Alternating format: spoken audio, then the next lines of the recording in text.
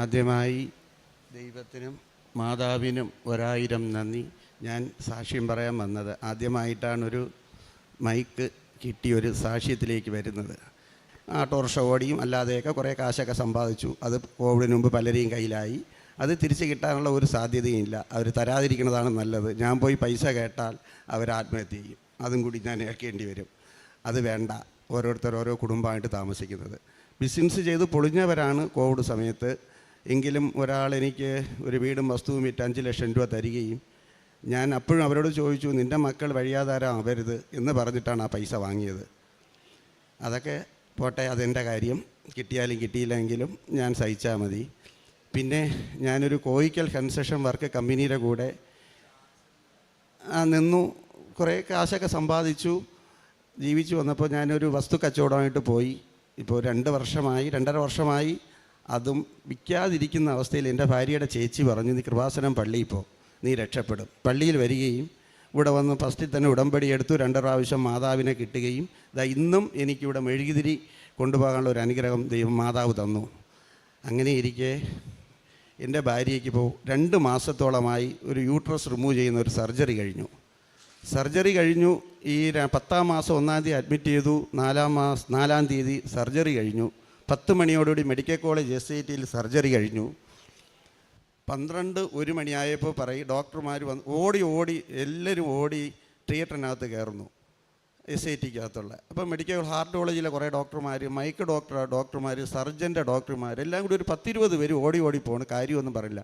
എന്നെ വിളിച്ച് രഹസ്യം പറയണു, ഓക്സിജനും കുറഞ്ഞു, BP കുറഞ്ഞു, ഹാർട്ട് അറ്റാക്കും വന്നിട്ടുണ്ട്, ഇനി നമ്മൾ മെഡിക്കൽ കോളേജ് ഹാർട്ട് കോളേജിലേക്ക് ഷിഫ്റ്റ് ചെയ്യുകയാണ് എന്ന് പറഞ്ഞു. അതിനു മുമ്പ് തന്നെ ഹാർട്ട് കോളേജ് ഡോക്ടർമാർ വെൻറ്റിലേറ്റർ സൗകര്യത്തോടെയുള്ള ഒരു ആംബുലൻസും കൊണ്ട് മുമ്പ് നിർത്തി. 50 മീറ്ററേ ഉള്ളൂ, എടുത്ത് തോളിയിട്ടുകൊണ്ട് പോകത്തക്ക ദൂരേ ഉള്ളൂ.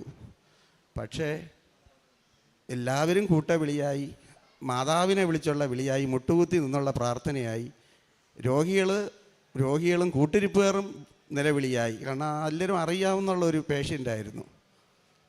അങ്ങനെ ഇരിക്കെ എൻ്റെ ഭാര്യയുടെ ചേച്ചിയുടെ ബാഗ് പരിശോധിച്ചപ്പോൾ ഒരു കാശുരൂപം കിട്ടി. കാശുരൂപം കിട്ടിയത് മാത്രമല്ല, അതെങ്ങനെ കിട്ടിയെന്നാണ് അതിശയം. ആ കാശുരൂപം തിയേറ്ററിനകത്ത് കൊണ്ടെത്തിക്കണമല്ലോ. ഒരു 10-20 ഡോക്ടർമാർ ചുറ്റും നിൽക്കുന്നു. തിയേറ്ററിനകത്ത് കയറാനും പറ്റില്ല. 2-3 വാതിലുകളും തുറന്നു പോകണം. അത്ഭുതമെന്ന് പറഞ്ഞാൽ ഈ കാശുരൂപം അത്ഭുതകരമായിട്ട് അവളുടെ ബ്ലൗസിൽ കൊണ്ടുവന്ന് ഊക്ക് ചെയ്യാൻ പറ്റി. ആ ഒരു 10 മിനിറ്റ് കൊണ്ട് തന്നെ കാശുരൂപം കൊണ്ട് ഊക്ക് ചെയ്യുകയും ആംബുലൻസിൽ കയറ്റി കൊണ്ടുപോയി. പിന്നെ എവിടെ കൊണ്ടുപോയെന്നൊരു വിവരമില്ല. മെഡിക്കൽ കോളേജിലേക്കാണ് കൊണ്ടുപോയി. കാർഡിയോളജിയുടെ ക്രിട്ടിക്കൽ സ്റ്റേജ് ICയിലേക്ക് കൊണ്ടുപോകുന്നു എന്നൊരു വാക്ക് പറഞ്ഞു. അത്രയേ ഉള്ളൂ. നമ്മളെല്ലാവരും അവിടെ നിൽക്കുന്നു, ആംബുലൻസിൽ കയറ്റി കൊണ്ടുപോയി. പിന്നെ ആശുപത്രിക്കകത്ത് ആരെയും കയറ്റിയേയില്ല. എന്തായാലും ഒരു 2 ദിവസം കാർഡിയോളജി കിടന്നു. അവിടെ നിന്ന് സൂപ്പർ മൾട്ടി സ്പെഷ്യാലിറ്റിയിൽ കൊണ്ടുവന്ന് 2 ദിവസം കിടത്തി. ഇതെല്ലാം ക്രിട്ടിക്കൽ സ്റ്റേജ്, അവസാനമായിട്ട് ക്രിട്ടിക്കൽ സ്റ്റേജിലേക്ക് പോകുന്ന രോഗികളെയാണ് അവിടെ കൊണ്ടുപോകുന്നത്. പക്ഷേ എല്ലാവരുടെയും ഒരു നിലവിളി എന്ന് പറയുന്നത് കാശുരൂപം അവളുടെ കയ്യിൽ കൊടുത്തല്ലോ, ഇനി അമ്മ തിരിച്ചു കൊണ്ടുവരും ആ ജീവനത്തോടെ പഴയ ആളായിട്ട്. അങ്ങനെ തന്നെ സംഭവിച്ചു. അത് സംശയമൊന്നും വേണ്ട. ആ കാശുരൂപം കൊടുത്തതോടുകൂടി പുതുജീവനും പുനർജന്മവും, അത് എത്രത്തോളം പറഞ്ഞാലും മനസ്സിലാവില്ല. ഞങ്ങളുടെ അപ്പോഴത്തെ അവസ്ഥയും ഞങ്ങളെല്ലാം ബോധരഹിതരായിട്ടാണ് ആ അവസ്ഥയിൽ അവിടെ കിടന്നത്. അപ്പോഴത്തേക്കും ആംബുലൻസിൽ കയറ്റി കൊണ്ടുപോയി. അമ്മയുടെ കാശുരൂപത്തിന് ഇത്രയും വിലപിടിപ്പുണ്ടെന്ന് ഞാൻ അപ്പോഴാണ് മനസ്സിലാക്കുന്നത്. അവിടെ നിന്ന് ആൾക്കാരും മനസ്സിലാക്കുന്നത്. അമ്മയുടെ കാശുരൂപത്താൽ എൻ്റെ ഭാര്യയുടെ ജീവൻ തിരിച്ചു തന്ന ആ മാതാവിന്, കൃപാസനം മാതാവെന്നല്ല നമ്മൾ പേരിടേണ്ട, ലോകത്തിൻ്റെ രക്ഷിതാവായി മാതാവിനെയാണ് നമ്മൾ കണ്ടത്. അത് എന്താണ് പറയേണ്ടതെന്ന് എനിക്ക് തന്നെ അറിഞ്ഞുകൂടാ. ആ മാതാവിനും ഈ യേശുവിൻ്റെ തിരുസ്വരൂപത്തെ നോക്കി പറയുമ്പോൾ നമ്മൾ മനസ്സിൽ കാണണം, ദൈവമല്ലാതെ നമുക്ക് മറ്റൊരാളുമില്ല. ഇന്നലെ വരെ നമ്മൾ സ്നേഹിക്കുന്ന ദൈവങ്ങളൊക്കെ ആപത്ത് കാലത്ത് കൈവിടുകയും നമ്മുടെ സമയത്ത് രക്ഷപ്പെടുത്താൻ നമുക്കുള്ളത് ജീവനുള്ള ദൈവമാണ്, ജീവനത്തോടെ പ്രത്യക്ഷപ്പെട്ട മാതാവാണ് എന്ന് പറയാതിരിക്കാൻ നിവർത്തിയില്ല. എൻ്റെ ഭാര്യയെ ആശുപത്രിയിലേക്ക് കൊണ്ടുപോകുമ്പോൾ ആ കണ്ട കാഴ്ചയെന്ന് പറയുന്നത്, സത്യം പറയാമെങ്കിൽ അത് എന്ത് പറയാൻ, അത് പിന്നെ ഒരു തിരിച്ചു വരവില്ലാത്ത ഒരാളിനെയാണല്ലോ കൊണ്ടുപോകണം. എന്തിനു കൊണ്ടുപോകണമെന്ന് വരെ ആയിപ്പോയി. കാരണം അത്രയും വലിയ ആശുപത്രിയിൽ നിന്നാണ് അടുത്തൊരു ആശുപത്രിയിലേക്ക് കൊണ്ടുപോകുന്നത്. ഒരു 20ഓളം ഡോക്ടർമാർ ചുറ്റും നിൽക്കുന്നു. എന്തായാലും ആ ഒരു ജീവൻ തിരിച്ചു തന്നത് എന്നിട്ട് അതുമാത്രമല്ല, അവളിവിടെ ആശുപത്രിയിൽ പോകുന്നതിന് മുമ്പ് എന്നോട് പറഞ്ഞു, നമുക്ക് കൃപാസനം പള്ളിയിൽ പോയി ഞാൻ പറഞ്ഞു ഞാനല്ലേ ഉടമ്പടി എടുത്തത്, ഞാൻ പോകാം. അല്ല, ഞാനും പറഞ്ഞു, ഞാനും ഭാര്യയും മക്കളും എൻ്റെ ചേച്ചിയുമായിട്ട് ഇവിടെ വന്നു. ഒരു പകൽക്കാലം മൊത്തം ഈ ദേവാലയത്തിൽ ചിലവഴിക്കുകയും ദിവ്യബലിയിൽ പങ്കെടുത്ത് തിരുവത്താഴം കഴിഞ്ഞാണ് പോകുന്നത്. അതൊരു വലിയ അനുഗ്രഹമായി. അമ്മ അവളുടെ ഒരു ജീവൻ തിരിച്ചു തരുന്നതിൻ്റെ ഒരു തിരിച്ചു വരവായിട്ടാണ് അമ്മ ഇവിടെ കൊണ്ടെത്തിച്ചത്. അത് എത്ര പറഞ്ഞാലും മതിയാവില്ല.